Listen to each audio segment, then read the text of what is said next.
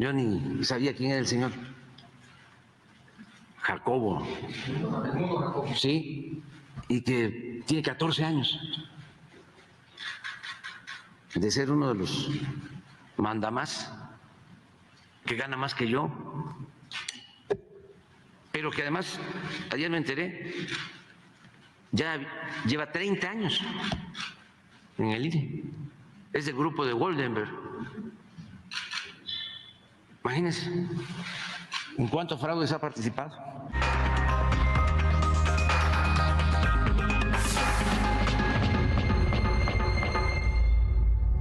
Bueno, hoy jueves el noveno Tribunal Colegiado en Materia Administrativa de la Ciudad de México otorgó una suspensión provisional que ordena restituir a Edmundo Jacobo Molina como secretario ejecutivo del Instituto Nacional Electoral.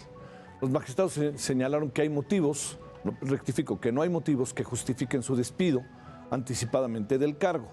Recordar que lo eligieron por el periodo 2020-2026, es decir, aún le quedan más de 3 años en el INE.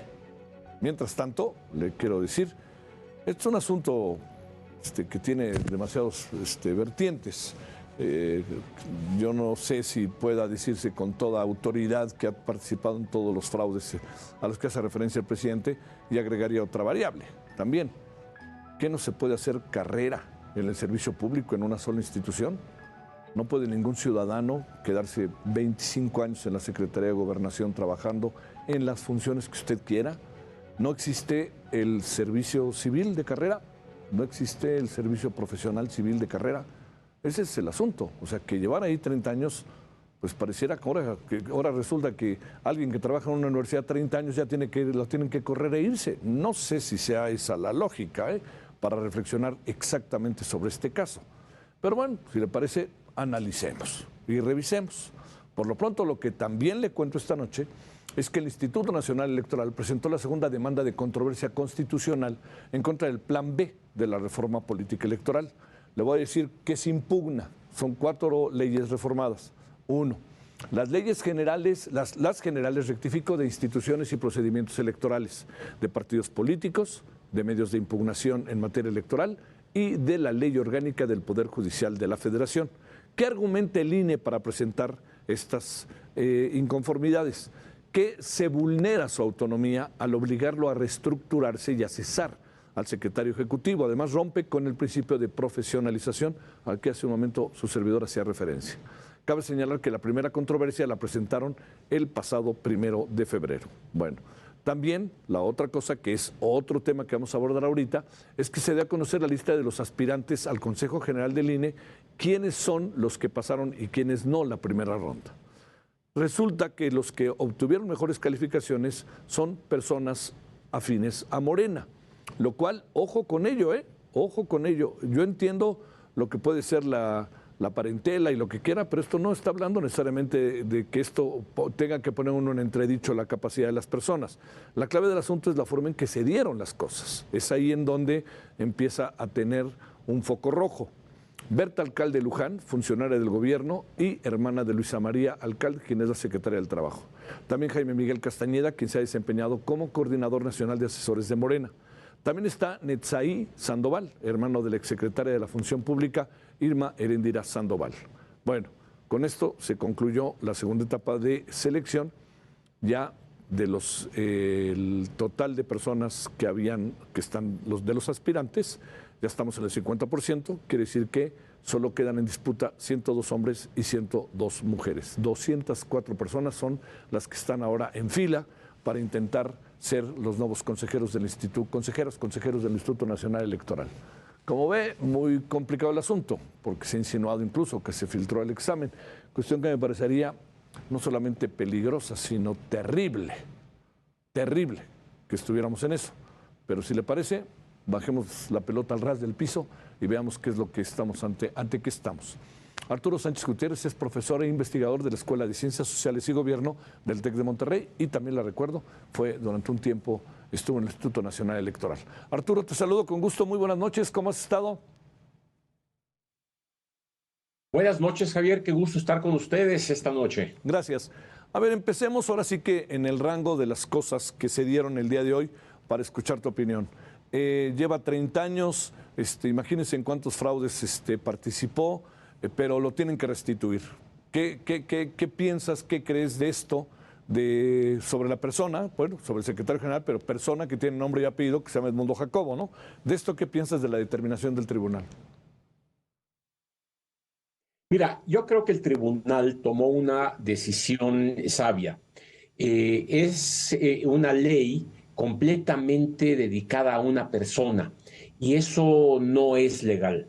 En segundo lugar, es una ley que no tiene ninguna justificación. Eliminar al secretario ejecutivo del INE simple y sencillamente porque así lo quieren, es decir, a mí no me gusta esta persona, vete. Yo creo que es una decisión acertada, pero abre la puerta para justamente entender la cantidad de temas en los cuales están litigándose la constitucionalidad de todo lo que llamamos el Plan B. Déjame decirte una cosa, mi querido Javier. Además, se envuelve esta decisión en un conjunto de mentiras. Falso que Edmundo Jacobo haya estado en el INE 30 años. Eso querría decir que entró en 1993. Eso es completamente falso. A mí me tocó nombrar a Edmundo Jacobo hace 14 años. Así que no nos pueden contar historias.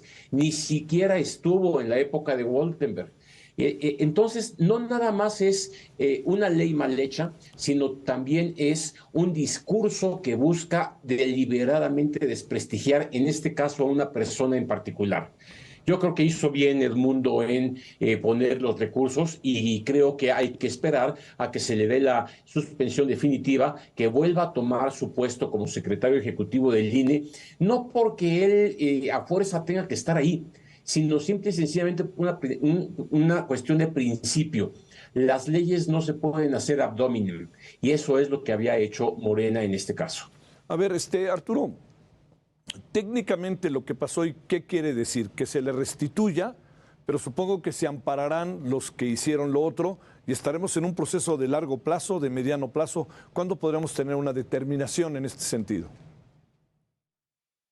Yo creo que pronto, esta misma semana, debiera de declararse la definición si la suspensión, que ahorita es temporal, se vuelve definitiva. Si eso ocurre en ese y se notifica a Edmundo la decisión, en ese momento el Consejo General del INE lo vuelve a restituir como secretario ejecutivo y seguiría trabajando en este mismo puesto durante el tiempo que transcurra para adelante. Ahora bien, el amparo tendrá que definirse en cuestiones de meses y eso es lo que ya diría finalmente si procede ya que se quede definitivamente. Pero por lo pronto, sí, en cuanto se le declare la suspensión definitiva, él sería secretario ejecutivo del INE otra vez. Y creo que es importante recordar por qué es importante esto.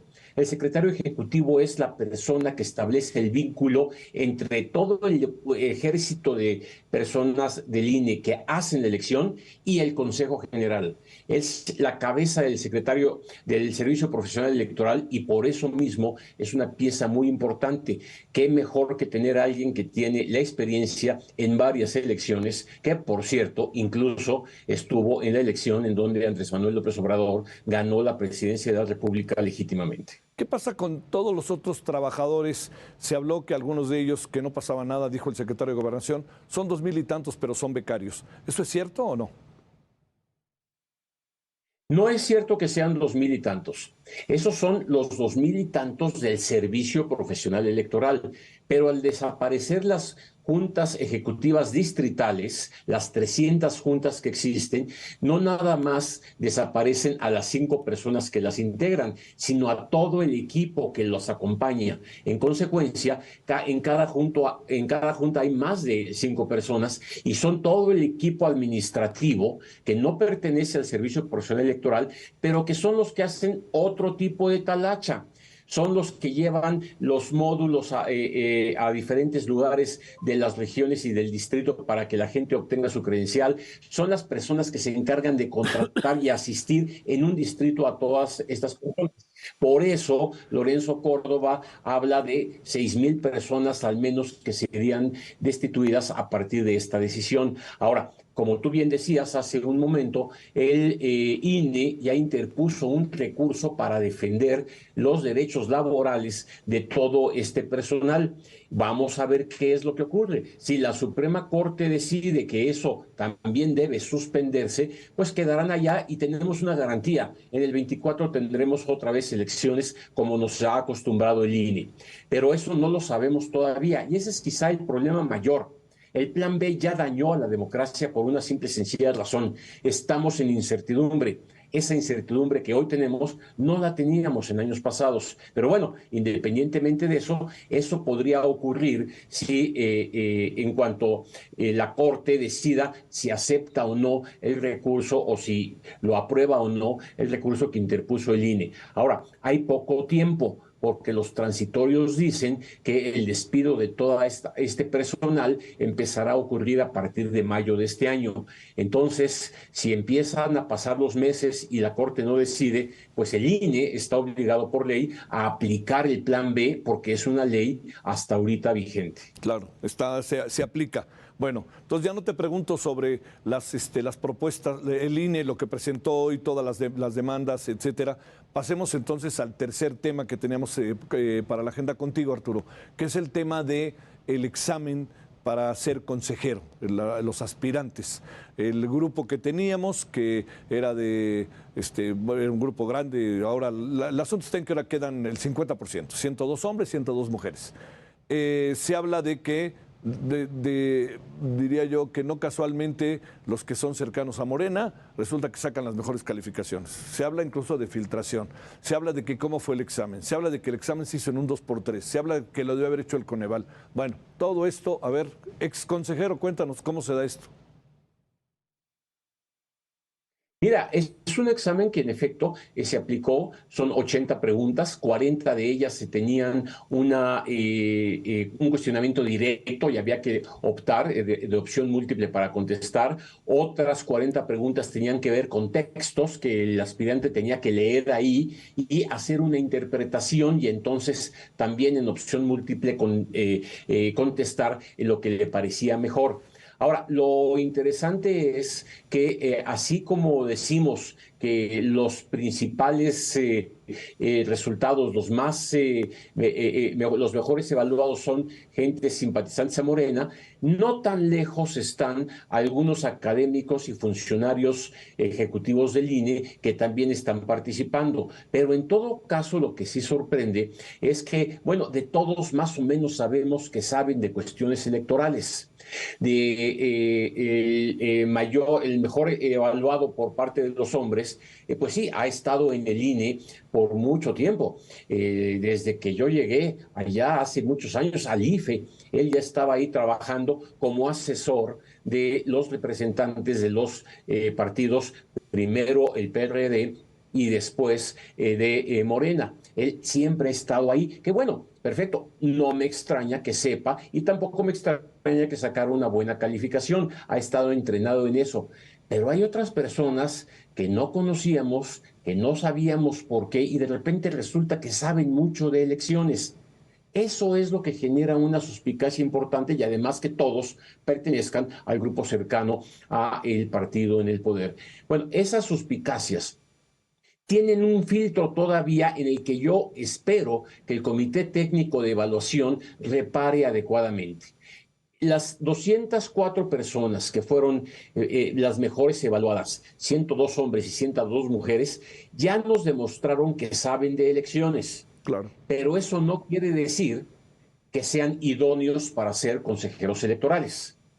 Porque si entre ellos hay personas que tienen una vinculación partidista muy cercana, que tienen conflictos de interés, que su currículum los vincula a una forma de pensar específica y que no garantizan imparcialidad, que quiere decir en pocas palabras que aunque tengan una preferencia van a votar libremente, independientemente.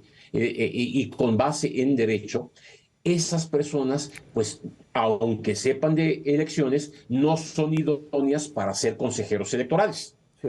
Ese trabajo lo va a hacer, ese filtro lo va a aplicar el Comité Técnico Evaluador durante los próximos días. Y entonces la semana que entra tendremos la lista ya no de los que saben, sino de los que son idóneos. Y ahí es en donde vamos a ver si en efecto el comité está aplicando criterios que realmente le permitirán al Instituto Nacional Electoral contar con personas imparciales, apegadas a la legalidad, independientes, objetivos y que brinden certeza de que las cosas se van a hacer correctamente. Ese es el trámite, el momento en el que estamos, y bueno, vamos a ver de qué está hecho el Comité Técnico Evaluador. Te mando un gran saludo, Arturo Sánchez. Gracias por tu tiempo. Muy buenas noches. Al contrario, Javier, un abrazo, saludos a tu auditorio. Gracias. Un placer estar con ustedes.